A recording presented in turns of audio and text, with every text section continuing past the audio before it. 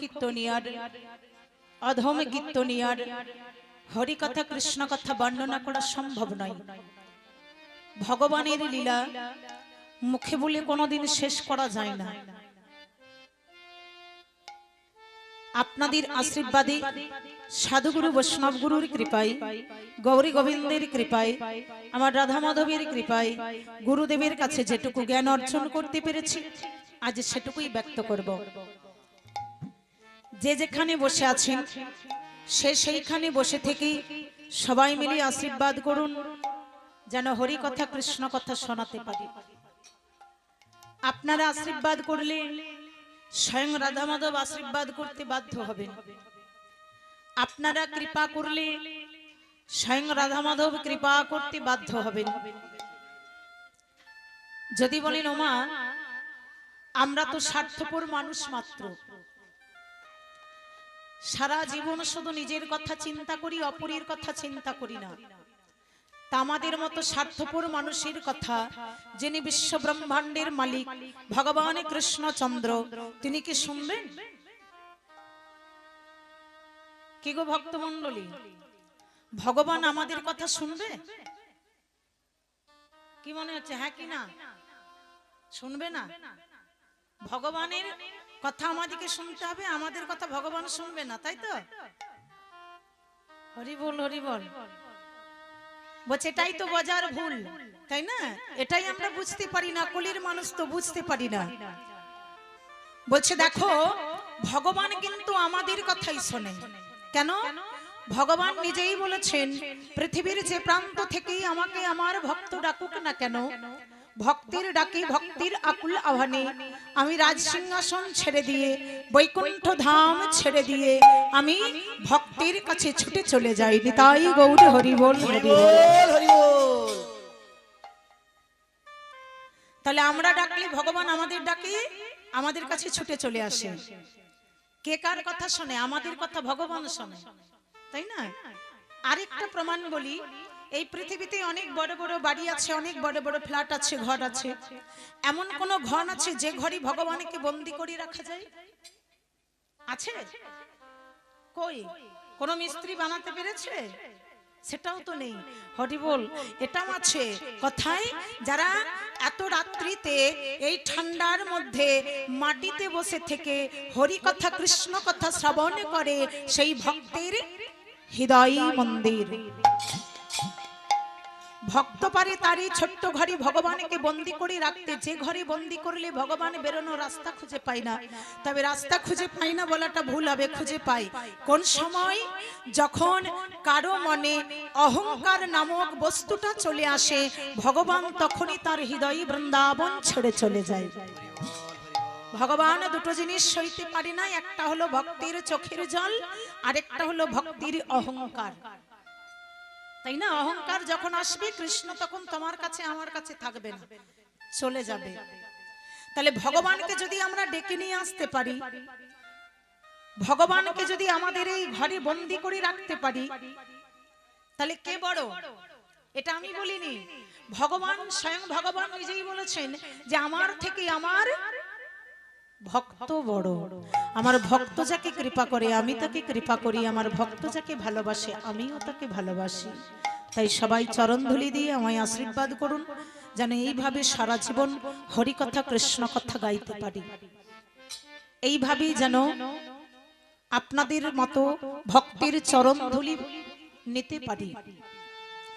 সবার চরণে প্রণাম জানাই, প্রণাম জানাই সাধুগুরু বৈষ্ণব গুরুর চরণে, প্রণাম জানাই সমস্ত দেবদেবীর চরণে, প্রণাম জানাই আমার দীক্ষাগুরু শিক্ষাগুরুর চরণে, প্রণাম জানাই এই যে এত সুন্দর হরিসভা, গ্রামের প্রত্যেকটা মানুষের সহযোগিতা না থাকলে একটা অনুষ্ঠান করানো যায় না।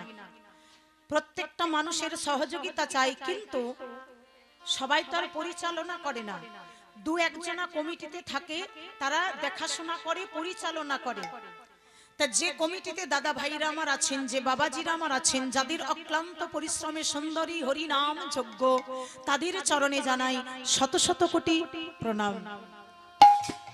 ভগবানের কাছে প্রার্থনা করি যুগ যুগান্তর ধরে জন্ম জন্মান্তর ধরে এইভাবেই যেন প্রতি বৎসরের ন্যায় এমন ভাবে হরিনাম সংকীর্তন হয়ে আসেনি। তাই গৌরী হরি বল হরি বল হরি বল। সবার চরণে প্রণাম জানিয়ে শুরু করব আজকের লীলা গান। ভগবানের সর্বশ্রেষ্ঠ লীলা নয়, ভগবানের সর্বশেষ লীলা। ভগবানের, বারবার বলছি, ভগবানের সর্বশ্রেষ্ঠ লীলা নয়, সর্বশ্রেষ্ঠ লীলা হচ্ছে রাসলীলা। আর আজকে আপনাদের কাছে যে লীলাটা আমি শোনাবো সেটা হচ্ছে ভগবানের সর্বশেষ লীলা, যে লীলা করবার পর ভগবান কৃষ্ণচন্দ্র আর কোনো লীলা করেননি, সেটা হলো কি দ্বারকা লীলা। সবার চরণে প্রণাম জানিয়ে শুরু করব আজকের লীলা গান। হাজুরে গো গৌরাঙ্গে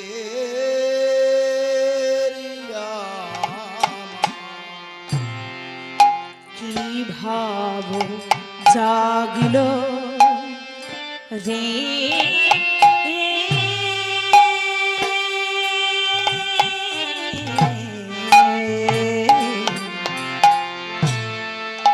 আজুরে গো রঙ্গ আমার আজুরে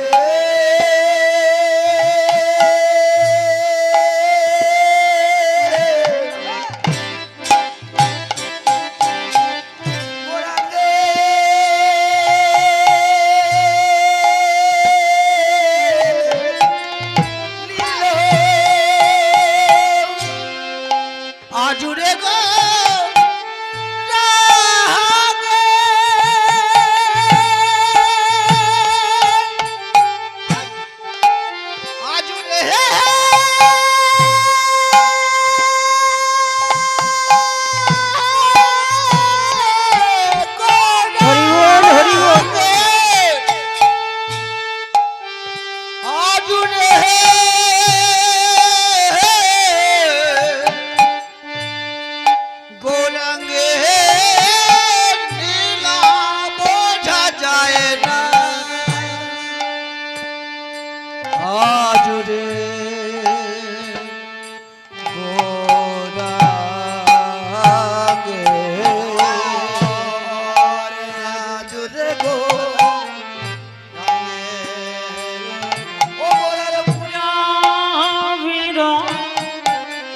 ভাবে গোরা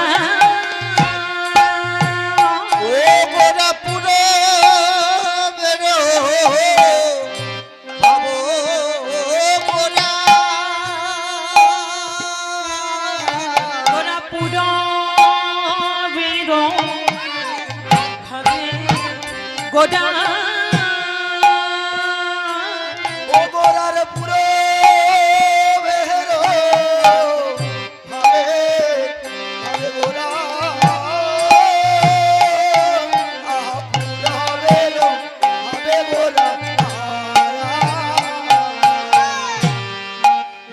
যেতে পহিল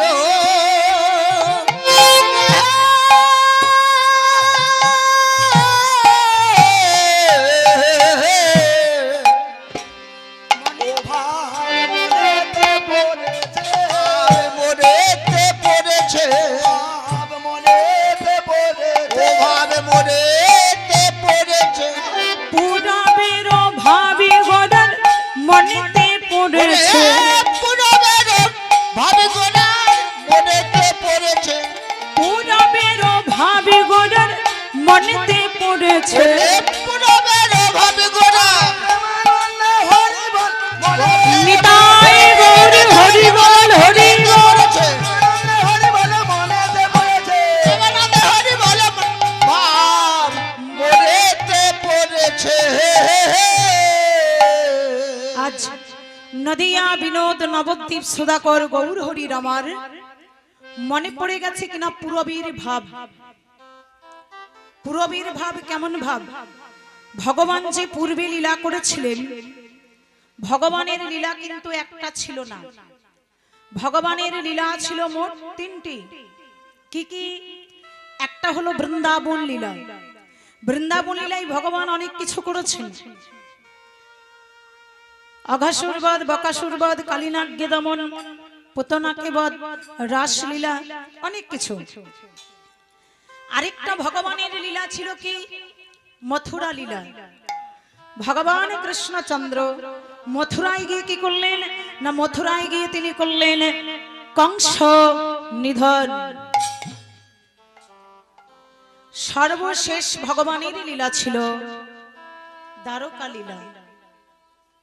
ভগবান কৃষ্ণচন্দ্র দ্বারকায় গিয়ে কি করেছিলেন? মথুরায় কংসবধ করলেন। আর দ্বারকায় গিয়ে কি করলেন? দ্বারকায় গিয়ে কি করেছিলেন জানেন? 16,108টা রমণীকে বিবাহ করেছিলেন। সেই দ্বারকার ভাবে বিভোর হয়ে গেলেন গৌর হরি। ভগবানের ভাব বোঝা বড় দায়।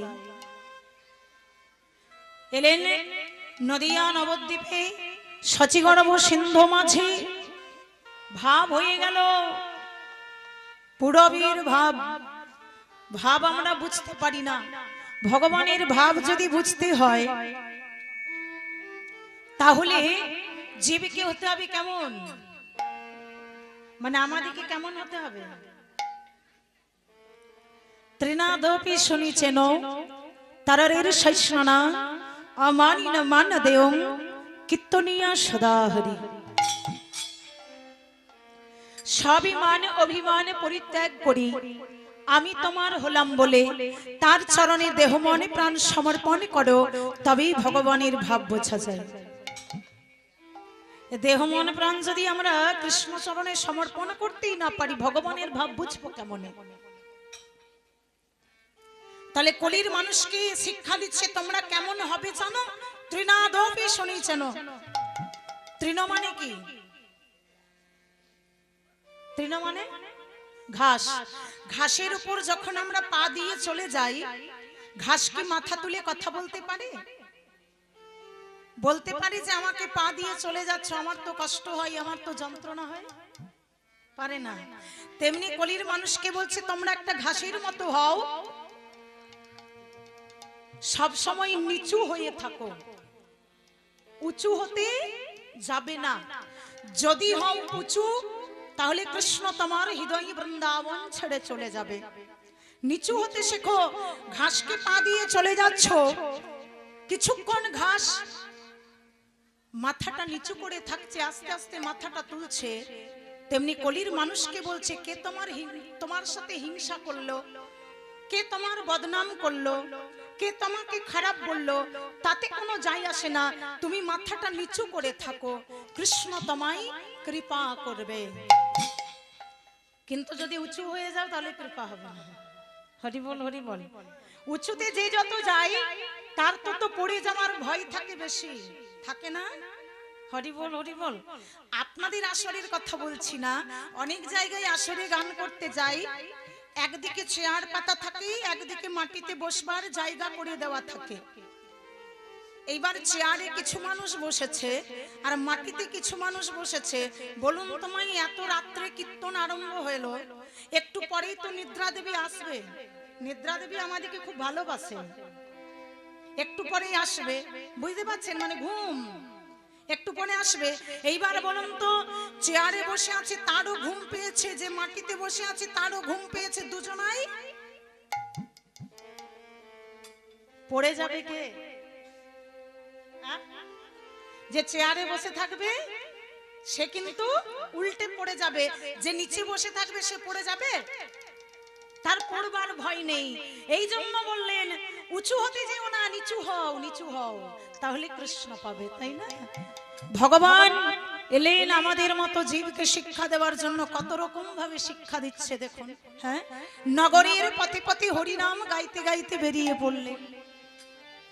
গৌরী আমার নগরীর পথে পথে হরিনাম গাইতে গাইতে যাচ্ছেন আমাদের মতো পাপাচারী, কামাচারী, দুরাচারী জীবকে উদ্ধার করবার জন্য। আর নগরবাসী ভক্তবৃন্দ দেখে কি বলছে জানে? বলছে ওই দেখো দেখো, দেখেছো আমাদের গৌরী লরে,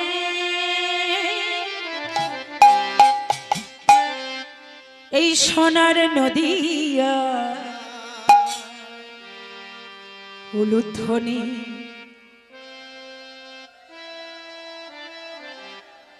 বাহ আরেকটু জোরছে উলুধ্বনি হরির ধ্বনি নিতাই গৌরী হরি বল হরি বল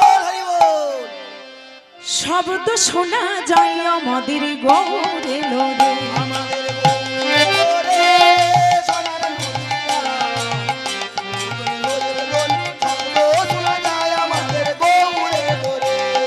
গৌরে লোরে সোনার নদিয়া উলুধ্বনি হরির ধ্বনি শব্দ শোনা যায় আমাদের গৌরে লোরে আমাদের গৌরে লোরে সোনার নদিয়া উলুধ্বনি হরিধ্বনি শব্দ শোনা যায় আমাদের গৌরে লোরে গৌরে লোরে আমাদের নিতাই এলো রে গৌরে লোরে আমাদের নিতাই এলো রে গৌরে লোরে আমাদের নিতাই এলো রে গৌরে লোরে আমাদের নিতাই এলো রে আমাদের গৌরে লোরে নিতাই গৌরী হরি বল হরি বল আমাদের গৌরে লোরে সোনার নদিয়া উলুধ্বনি হরিধ্বনি শব্দ শোনা যায় আমাদের গৌরে লোরে কে কে তোরা নাম নিবি রে ছুটে ছুটে কে কে তোরা নাম নিবি রে ছুটে ছুটে আয়। কে কে তোরা নাম নিবি রে ছুটে ছুটে আয় আয় কে কে তোরা নাম নিবি রে ছুটে ছুটে আয় আমাদের গৌরে লোরে উলুধ্বনি উলুধ্বনি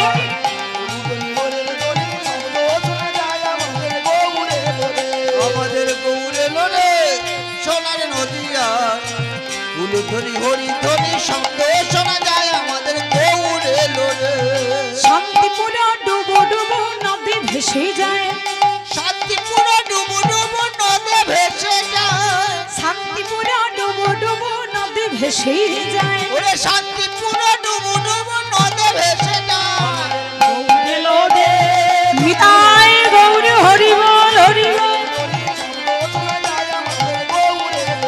আমাদের গৌরে লোরে সোনার নদিয়া উলুধ্বনি হরিধ্বনি শব্দ শোনা যায় আমাদের গৌরে লোরে আমাদের গৌরে লোরে সোনার নদিয়া উলুধ্বনি হরিধ্বনি শব্দ শোনা যায় গৌরে লোরে বলছে দেখেছিস ওই দেখ কে আসে আসে আমাদের সোনার গৌর হরি দেখে যা দেখে যা কাদের বলছে গো দেখে যা দেখে যা যারা বাড়ির ভিতরে ছিল তাদের বলছে দেখে যা গৌর হরি কেমন ভাবে নাচতে নাচতে যায় সবাই তার বাড়ির বাইরে ছিল না আচ্ছা বলুন তো মায়েরা এই যে আপনাদের এত সুন্দর এখানে কীর্তন হচ্ছে সবাই কীর্তন শুনতে এসেছে যা ঠান্ডা আসবে কি করে হ্যাঁ হ্যাঁ হরি বল বেরোতে ইচ্ছেই করছে না রাধে রাধে ঠান্ডা লাগতো না এই কীর্তন বাদ দিয়ে যদি ডান্স হতো তাহলে ঠান্ডা লাগতো না হরি বল যারা আসেনি তাদেরকে আপনারা বলছেন হ্যাঁ রে কীর্তন শোনার সৌভাগ্য কিন্তু প্রতিদিন পাবি না সুযোগ কোনোদিন পাবি না এত সুন্দর এই দুটো দিন কীর্তন শোনার সুযোগ পেয়েছিস একটু কীর্তন শুনতে পাচ্ছিস না একটু কীর্তনটা শুনে যা আজকে একটু কষ্ট কর কালকে একটু কষ্ট করবি কীর্তনটা শুনবে কীর্তন শুনতে হয় হরিনাম বলতে হয় শুনতে হয় যারা আসেনি তাদেরকে আপনারা বলছেন কত সুন্দর কথা বলছে দেখুন ওই যে বাড়ির বাইরে যারা ছিল তারা বাড়ির ভিতরের আপনজন দিকে বলছে দেখে যা সোনার গৌর হরি নাচতে নাচতে যাচ্ছে কি বলছে দেখুন আই গো তোরা আই তোরা আই গো তোরা দেখবি সোনার গৌরী নদীতে নেচে যায় উলুধ্বনি সোনার গৌর নদিয়াতে নেচে যায় ওরে আয় আয় তোরা দেখবি আয় সোনার গৌর নদিয়াতে নেচে যায় বলি আয় আয় তোরা দেখবি আয় সোনার গৌর নদিয়াতে নেচে যায় ওরে আয় আয় তোরা দেখবি আয় সোনার গৌর নদিয়াতে নেচে যায় আমার নিতাই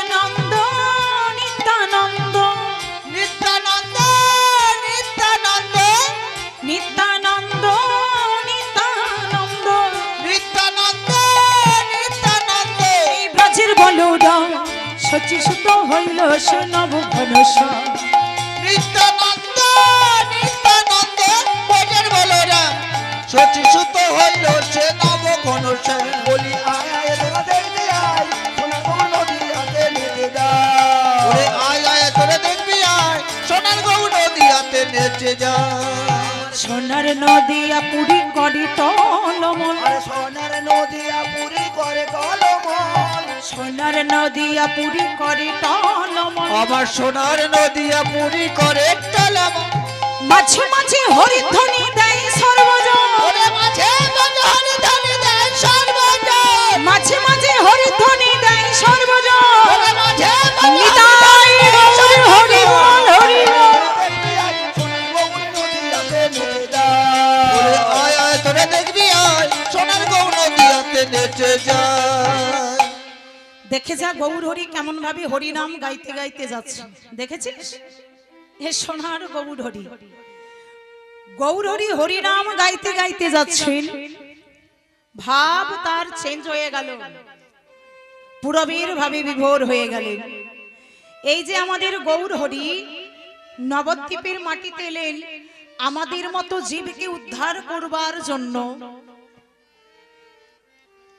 তা দেখেছেন এই গৌর হরি যে এসেছেন, গৌর হরি কি এমনি এমনি এসেছেন?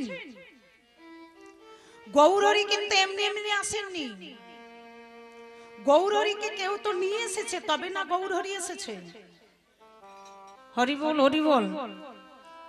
তাহলে গৌর হরিকে নিয়ে এলো কে? আমাদের কাছে পৌঁছে দিল কে? কে জানেন? পরম বৈষ্ণব ভোলানাথ। ভোলানাথ কিন্তু আমাদের কাছে গৌর হরিকে এনে পৌঁছে দিয়েছেন। ভোলানাথ কলিকালে কে হলেন? ভোলানাথ কলিকালে হলেন অদ্বৈত গোসাই। হরি বল হরি বল হরি বল। আর অদ্বৈত গোসাই হয়ে জন্মগ্রহণ করে 12 বৎসর তুলসী পত্র ভাসিয়ে গৌর হরিকে আমাদের কাছে এনে পৌঁছে দিয়েছিলেন। ভোলানাথ হয়ে গেলেন অদ্বৈত গোসাই। এই যে ওমাইরা, আমরা তো শিবরাত্রি ব্রত করি, শিবের মাথায় শ্রাবণ মাসে জল ঢালি, তাই তো? তা বলতে পারেন মা, শিব ঠাকুর কি এই কলিকালের দেবতা? শিব ঠাকুর কি আমাদের দেবতা? হরি বল হরি বল। শিব ঠাকুর কিন্তু কলিকালের দেবতা নয়। তাহলে কলিকালের দেবতাকে অদ্বৈত গোসাই। কলিকালে কিন্তু শিব ঠাকুর আসেনি, অদ্বৈত গোসাই হয়ে এসেছেন। তাহলে 3 যুগে শিব ঠাকুর ছিলেন, কলিকালে এসে অদ্বৈত গোসাই হয়ে গেলেন কেন? কলিকালে এসে আর শিব ঠাকুর হলো না কেন? কেন জানেন? কারণ একটাই, ভোলানাথ নিজে নিজেই কথা দিয়েছিলেন। কাকে না? স্বয়ং ভগবান কৃষ্ণকে বলেছিলেন, কৃষ্ণ আগত কলিকালে আমি আর শিব ঠাকুর হব না। কথা দিয়েছিলেন কখন? যেদিন রাজা যুধিষ্ঠির রাজর্ষি যজ্ঞ করেছিলেন, সেই দিন কথা দিয়েছিলেন রাজা যুধিষ্ঠির যজ্ঞ করবে। সবাই একটা একটা করে কাজের দায়িত্ব নিয়েছেন, একটা একটা করে সবাই কাজ করবে। এমন সময় রাজা যুধিষ্ঠির বলে উঠল, কৃষ্ণ সবাই তো একটা একটা করে কাজ করবে, তা তুমি আমার যজ্ঞে কিছু করবে না? সেই দিন ভগবান বলেছিলেন, দাদা গো, সবাই একটা একটা করে কাজ করবে, আর তোমার যজ্ঞে আমি একটা নয় 2টো কাজ করব। 2টো কাজ কি করবে? 2টো কাজ কি করব জানো? তোমার যজ্ঞে যত জন আসবে, যত ভক্ত আসবে, সবার চরণ আমি ধৌত করে দেব। হরি বল হরি বল। ও কৃষ্ণ, এটা তুমি কি করবে? ভক্তরা আসবে, তাদের চরণ তুমি নিজে ধৌত করবে। তোমার চরণ ধৌত করতে ভক্তের ভয় হয়, তোমার চরণে তুলসী পাতা দিতে ভয় হয়, আর তুমি তাদের চরণ ধৌত করবে।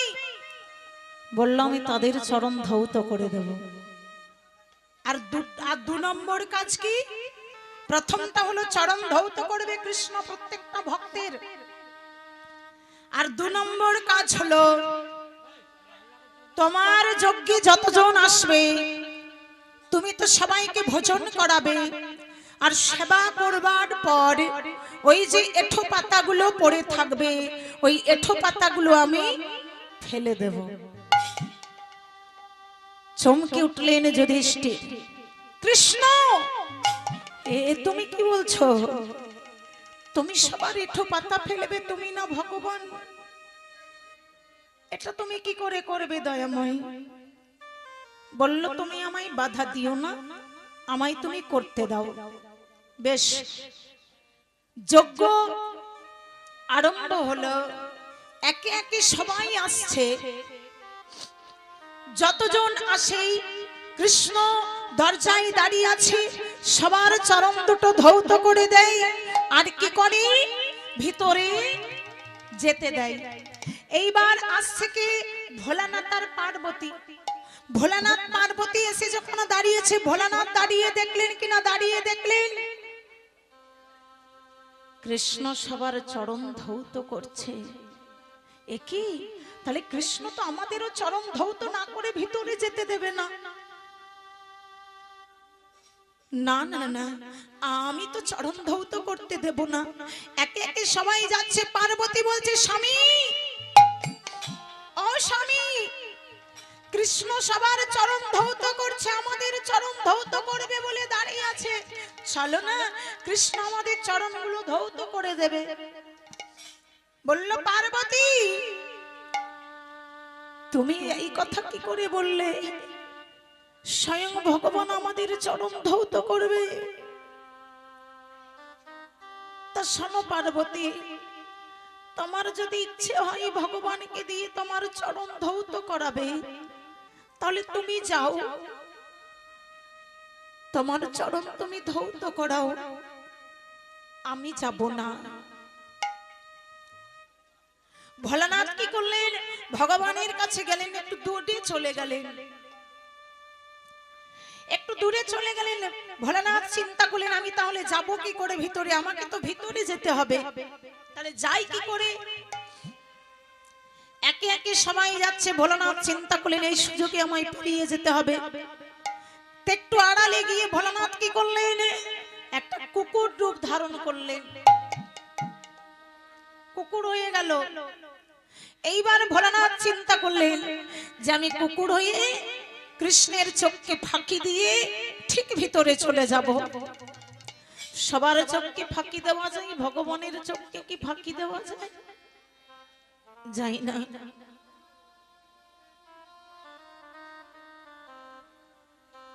দেখবেন অনেক সময় যেখানে শুভ কাজ হয়, হরিনাম হয়, আসরে দেখবেন অনেক সময় কুকুর চলে আসে, আসে না? চলে আসে, অনেকে দেখবেন দূর দূর করে তাড়িয়ে দেয়। কোন শুভ কাজে যদি কোনো কুকুর চলে আসে, দূর দূর করে কখনো তাড়িয়ে দিও না। তুমি বাড়িতে যখন কিছু করবে, তোমার বাড়িতে যদি কোনো কুকুর এসে দাঁড়ায়, তাকে তুমি বিমুখ করে দূর দূর করে তাড়িয়ে দিও না, তাকে তুমি কিছু সেবা দাও, সে আপনা আপনি সেবা করে চলে যাবে।